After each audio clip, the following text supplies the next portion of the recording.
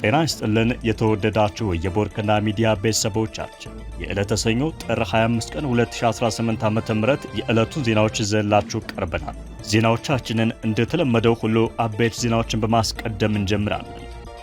በሰበታ ከተማ ከ180 በላይ ሰዎች መንግስት በማያውቀው እስር ቤት ታስረው እንደሚገኙ ቤተሰቦቻቸው ለቦርከና ገለጹ። የሸገር ከተማ አስተዳደር በበኩሉ በህገወጥ መንገድ ታስረው ገንዘብ እየተጠየቀባቸው ነው መባሉን አስተባብሏል። በቀዳሚነት ይዘነዋል። በመቀሌ ከተማ በነዳጅ እጥረት ምክንያት አምቡላንሶች ታካሚዎችን ማምጣት እንዳልቻሉ የአይደር ኮምፕሬሄንሲቭ ስፔሻላይዝድ ሆስፒታል አስታወቀ።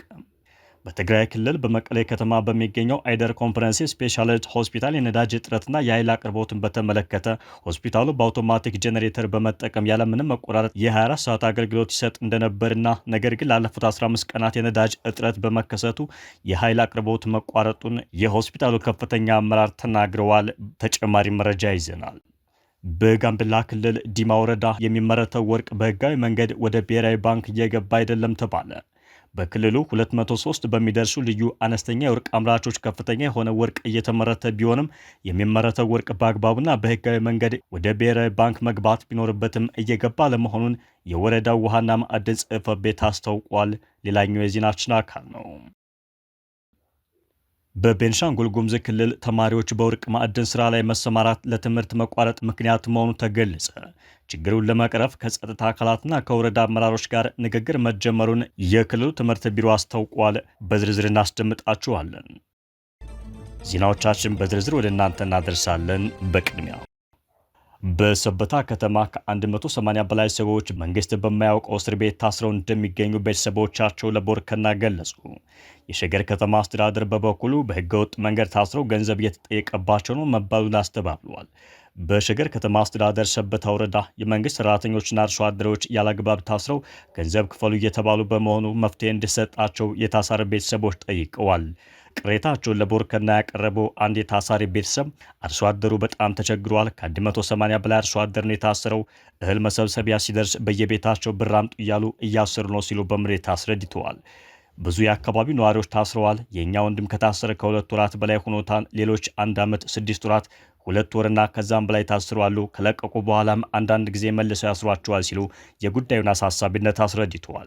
ከታሰሩት ውስጥ የ14ና 16 ዓመት ህጻናት እንደሚገኙበትም ተገልጿል። ዋነኛው ችግር ንጹሐን በግለሰቦች ፍላጎት መታሰራቸውን የመንግስት አካል አያውቁም፣ የሰበታ ወረዳ ባለስልጣናትና የጸጥታ አካላት ናቸው ተናበው የሚሰሩ ሲሉ ተናግረዋል። በቃ ሁሌም ነው የሚታሰሩ። የተወሰኑ ሰው ላይ እየለቀቁት ምንም በቃ ታሰረ፣ ጥርጣሬም የለም፣ ቃለ መጠየቅም የለም። ዝም ብሎ ታስሯል። ያማሃል ድምፅ የላቸው 04 ነው የዛው ፉሪ ማለት ነው። እኔም ማውቀው ልጅ አሁን ወለቴ የሆነ ቤት ይጠብቃል። ቤት ሲጠብቅ ቀበሌውን ሊሸጡ ሲሉ ሰውየው አሰላ ነው ያለው ብሎ አደራ ያለው ሰው ይናገራል። ከዛ የተወዛ 04 ፉሪ ያስሩትና 3 ዓመት ታስሮ ሚስቱ አልቀሳ ምን አልቀሳ አጋጣሚ የምናውቀው ባለስልጣን ተገኝቶ ባስቸው ከፍቱት ተብሎ ምንም ፍርድ ቤት እንኳን አትቀርብ። የሚያሳዝን አሁን እኮ ፍርድ ቤት ቀርቦ ቢወሰንበት ችግር የለውም። ለምን ዝም ብሎ ነው በቃ ከቤት ተወስዶ ነው። እሱ ብቻ እኮ አይደለም ወደ 100 ሰው አለ ነው እያልኩ ያለው። አሰሩት 18 ዓመት ያገለገለ ልጅ ወንድሙ አሁን አመራር እኮ ነው። ራሱ የሚገርም ነው። ያለቅሳል። በቃ ማን ይጠይቃል? የለም አሁን እኮ ተፍቂ ተጅ የሚባል ቦታ ስትሄድ ይኸውልህ ከ10 ሰዓት በኋላ ሚሊሻው ልብሱን ይቀይራል። ከሰዓት ሌላ ነው የሚገባው። ልክ 10 ሰዓት ሲሆን ሚሊሻዎቹ ልብስ አውልቆ ይወጣሉ፣ እነዛ ይገባሉ ይባላል። ግን ራሳቸው ልብስ ቀይሮ እኮ ነው የሚቀመጥ። እነዚሁ ቅሬታ አቅራቢዎች ብር እያስከፈሉ ነው የሚለቋቸው። በቅርቡ 50 ሰዎች በአንድ ጊዜ ተፈተዋል ሲሉ ገልጸዋል። በመሆኑም መንግስት ጉዳዩን ይወቅልንና መፍትሄ ይስጠን። ችግር ካለ እንኳን በወንጀላቸው ይፈረድባቸው፣ ካልሆነ ግን ህገ መንግስታዊ መብታቸው ይከበር በማለት አሳስበዋል።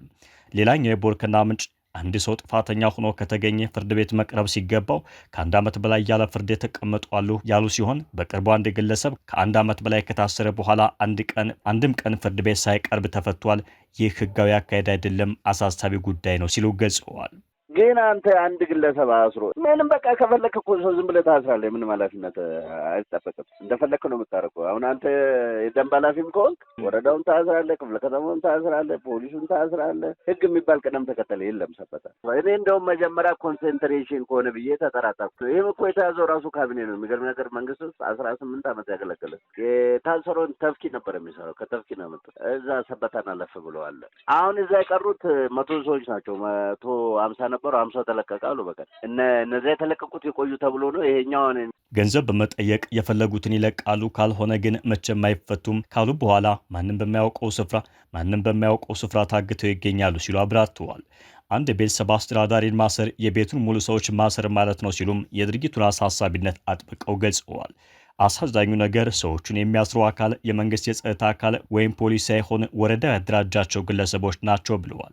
ፖሊስ መብት የለውም። ከዚህ በፊት አግኝተናቸው እኛ ብንናገር ያባርኑናል። ገንዘብ ያለው ሰው ሲያገኙ ያስሩና ገንዘብ ካላስከፈሉ አያስወጧቸውም ሲሉ ፖሊሶች መናገራቸውን እኒሁ የመረጃ ምንጭ ገልጸዋል። ያለ ፍርድ ቤት ትዕዛዝ የታሰሩ ቢያንስ ወደ 150 ሰዎች አሉ ሲሉም ተናግረዋል። በህገወጥ መንገድ የታሰሩ ሰዎች የሚገኙበት ቦታ ሰበታ የድሮ ማዘጋጃ ቤት ጎን ካለው ፖሊስ ጣቢያ ውስጥ ነው ሲሉም ለታሳሪ ምግብ ሲያደርሱ የተመለከቱትን ተናግረዋል። ፍተሻም የለም ምንም የለም። ምግብ ስትቀርብላቸውም ራሱ ፏሿ መሆኑን የምታውቀው ምግቡ ማይቀመስ አይሉ። ሰዎቹ ግን እዛ ግቢ ውስጥ ይኸውልህ ከቤተሰብ ተነጥቆ ታስሮ እስር ቤቱ ሞልቷል። ቸገር ነው ሰበታ፣ የድሮ ሰበታ ከተማ አስተዳደር ማዘጋጃ ቤት ከሱ ጎን ያለው ውስጥ ነው። እንደው ሄዳችሁ ኢንተርቪው ብታደርጓቸው እስረኞቹ ላይ መሰለህ አንዳንዴ ዜጋ ሆነ አሁን ሰው እውነቱን ማዝነው አሁን 50 ሰው ወደው ለቀቁ አሉ። ዜጋ አሁን ያለው ነገር ምንድን ነው? ይሄ ሰውዬ ያስረህና ከቤተሰብ ተደራድሮ ገንዘብ ይወስዳል ማለት ነው። አንተ እኮ እንደዚህ ጋር ስታስብ እነዚህ ሰበታ እኮ የሚገርም ነገር በተውሶ ኮንሱል ተመትተህ ታሰራለህ። ፍርድ ቤት ኢቭን ፖሊስ ስልጣን እንደሌለው ታውቃለህ። የቀበሌ ስራ አስኪያጅ ነው የሚያዘው። እኔ ጠየኳቸው፣ ለምንድን ነው እናንተ እንደዚህ የምታደርጉት? እኛ እንችልም ሌባ ስናመጣ ይፈታሉ አለ አንድ ፖሊስ ወራት ማለት ነው። እነሱ ደግሞ ምንም ያላደረገው ሰው ሲያስሩ ሰው ምን አደረገ ስንል ከደሞዛችሁ ትባረራላችሁ እንባላለን አለ። ይሄ ማለት በቃ አናርኪ ታውቃለህ አይደለም። ከተማ ላይ መንግስት ቢሮ ይዞ ህዝብን አስሮ የአሳሪዎቹ ፍላጎት ገንዘብ ነው። እስከ 100 ሺህ ብር ይጠይቃሉ። ከዚህ በፊት የባንክ ሰራተኞች አግተው እያንዳንዳቸው 30 ሺህ ብር ተቀብለው የለቀቋቸው መንግስትና ህዝብን ለማጠላት የሚደረግ ሴራ ነው ብለዋል። በጉዳዩ ላይ ምላሽ የሰጡት የሸገር ከተማ አስተዳደር ከንቲባ አቶ ተሾማ አዱኛ ምንም መረጃ የለኝም፣ ቼክ እናደርጋለን፣ አጣራለሁ የሚል አጭር ምላሽ ሰጥተዋል። ነገር ግን ጉዳዩ አሳሳቢና ለዓመታት የዘለቀ እንደሆነ ሲነገራቸውም ይህ የከተማዋን ስም ለማጥፋት ሆን ተብሎ የተደረገ የተቀነባበረ ሴራ ነው ሲሉ አጣጥለዋል።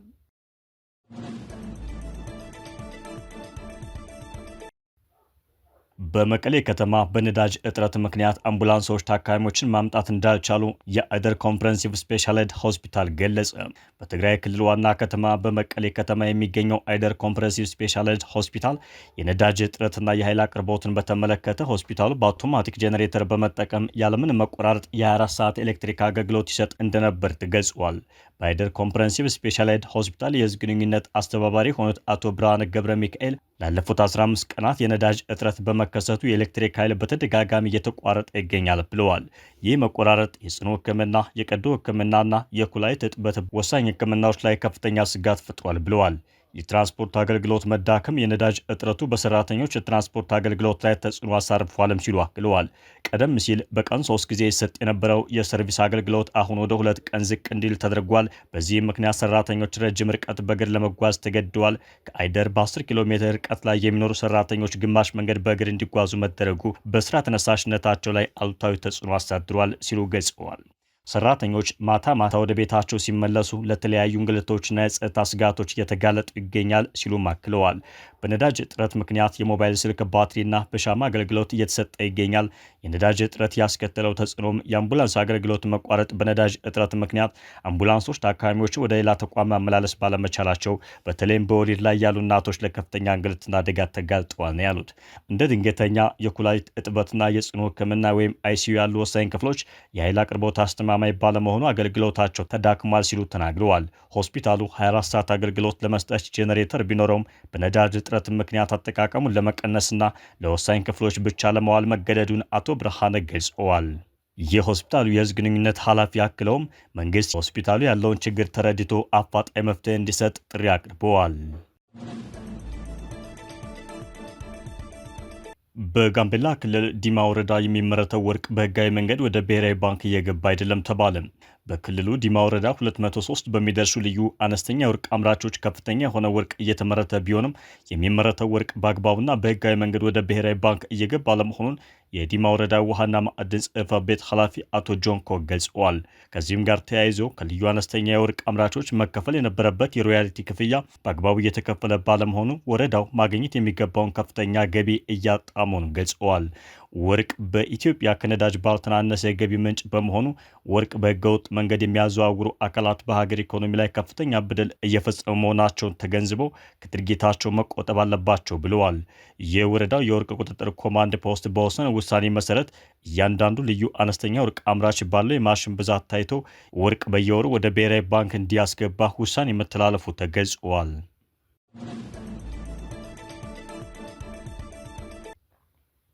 ተማሪዎች በወርቅ ማዕድን ስራ ላይ መሰማራት ለትምህርት መቋረጥ አንዱ ምክንያት መሆኑን የቤንሻንጉል ጉሙዝ ክልል ትምህርት ቢሮ አስታወቀ። ችግሩን ለመቅረፍ ከጸጥታ አካላትና ከወረዳዎች ጋር በመነጋገር እየሰራ መሆኑንም አስረድተዋል። የቤንሻንጉል ጉሙዝ ክልል ትምህርት ቢሮ ኮሚኒኬሽን ዳይሬክተር አቶ ምትከው ዘነበ በዚህ ዓመት ብቻ 315,000 ተማሪዎችን ለመመዝገብ ታቅዶ 305,000 የሚሆኑ ተማሪዎችን መዝግበናል ብለዋል። በክልሉ በየዓመቱ ለተማሪዎች ወደ ትምህርት ቤት አለመምጣትና ከትምህርት ገበታ መቅረት ዋነኛ ምክንያት ያሉት ደግሞ የማዕድን ስራ ነው ብለዋል። አሁን የክልሉ ትምህርት ቢሮ ከወረዳዎች ጋር በመነጋገር የወርቅን ቁፋሮ ስራ በሚሰራባቸው አካባቢዎች ለትምህርት የደረሰ ልጅ በትምህርት ቀን ስራ እንዳይሰራ ከጸጥታ አካላት ጋር ወረዳዎች ሕግ አውጥተው ክትትል እያደረጉ ነው ተብሏል። ተማሪው ችግር ካለበት በረፍት ቀናት ብቻ እንዴት ይደረግ የሚለውን እየታየ ነው ሲሉ ጠቅሰዋል። በክልሉ በሁለተኛ ደረጃ ትምህርት ቤት ላይ የተማሪ መጽሐፍ እጥረት አለመኖሩን የተናገሩት አቶ ምትኩ ከአንደኛ እስከ 8ኛ ክፍል ባሉ ክፍሎች በአንዳንድ ትምህርት አይነቶች ላይ የመጽሐፍት እጥረት መኖሩን አስረድተዋል። የክልሉ መንግስት ችግሩን በማየት በጀት መድቦ ህትመት እንዲደረግ አዟል። በቅርቡ ችግሩ ሊፈታ ይችላል ሲሉ አክለዋል። እንደ እንግሊዝኛ፣ አካባቢ ሳይንስና በክልሉ ውስጥ በሚሰጡ 5 የአፍ መፍቻ ቋንቋዎች የሚያስተምሩ መምህራን እጥረት መኖሩን የቤንሻንጉል ጉሙዝ ክልል ትምህርት ቢሮ የኮሚኒኬሽን ዳይሬክተሩ አቶ ምትኩ ዘነበ ጠቁመዋል። መምህራን ለማፍራት በክልሉ ውስጥ በሚገኘው አንድ መምህራን ማሰልጠኛ ተቋም ነው ብለዋል። በዘርፉ መሰማራት የሚፈልጉ ልጆችን መልምለን ክፍተት በታየባቸው የትምህርት አይነቶች እጩ መምህራን እያሰለጠን እንገኛለን ሲሉ ተናግረዋል። በክልሉ የትምህርት ጥራት ለማምጣትና የተማሪዎች ማቋረጥ ለመቀነስ የክልሉ ትምህርት ቢሮ ከወረዳዎች ጋር አብሮ እየሰራ ነው ብለዋል። የመጽሐፍ እጥረቱ በቅርቡ ይፈታል የሚል እምነት አለኝ። የመምህራን እጥረቱ ግን በአንድ ጀንበር መፍታት ስለማይቻል ሰልጣኞች እስከሚመረቁ መጠበቅ ያስፈልጋል ሲሉ ተናግረዋል። የተወደዳችሁ የቦርከና ሚዲያ ቤተሰቦቻችን የሰዓቱ ዜናችን በዚህ መልኩ ተጠናቀቀ። ጤና ይስጥልን።